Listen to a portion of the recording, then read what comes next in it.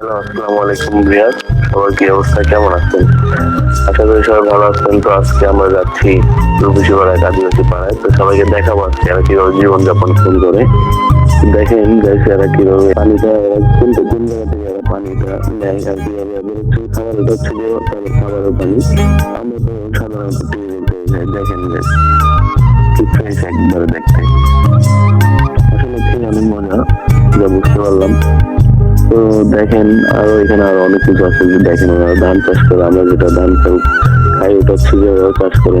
রাস্তাটাও খুব ডেয়ারিং, আমরা যেখান থেকে যাচ্ছি এত ভয়ঙ্কর রাস্তা, সাধারণত মানুষ আসলে একটু ভাবিতে লাগবে।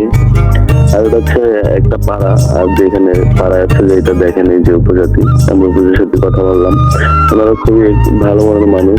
সবাই বলে যে এরা ভালো না, আসলে আমরা যেটা বুঝতে পারছি ওনার সাথে কথা বলার পরে ওনারা আসলে ভালো। তো চলেন আজকে ওনাদের বাসার দিকে যাই, দেখি কারো বাসায় উঠতে পারি কিনা, দেখানোর চেষ্টা করবো। তো চলেন, একজনের সাথে কথা বললাম, যাই ওনাদের বাসায়, দেখি কি অবস্থা, কি বলে। তো বাসাটা খুবই সুন্দর, পুরোটাই বাঁশ দিয়ে তৈরি।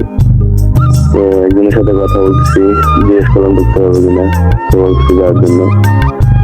তো এই দেখেন কিভাবে তারা রান্না করে, আর রান্নার জায়গাটা কি কতটা অসাধারণ। তো যাই হোক, তারাও খুব আনন্দ হচ্ছিল যে তারা তাদেরকে দেখে যায়, কারণ এখানে প্রচুর গরম। এটা হচ্ছে পুরোটা একটা আদিবাসী। তো আইসক্রিম, নর্মাল আইসক্রিম হলো এখানের জন্য খুবই একটা ভালো, কারণ এখানে তেমন ঠান্ডা পাওয়া যায় না। যদি যায় বেকারি তাহলে হচ্ছে যে পাওয়া যায়, তাছাড়া পাওয়া যায় না। জিনিসটা আসলে অনেক স্বাদ ছিল, আরো এত বড় গাছ, ভালোই ছিল সবকিছু।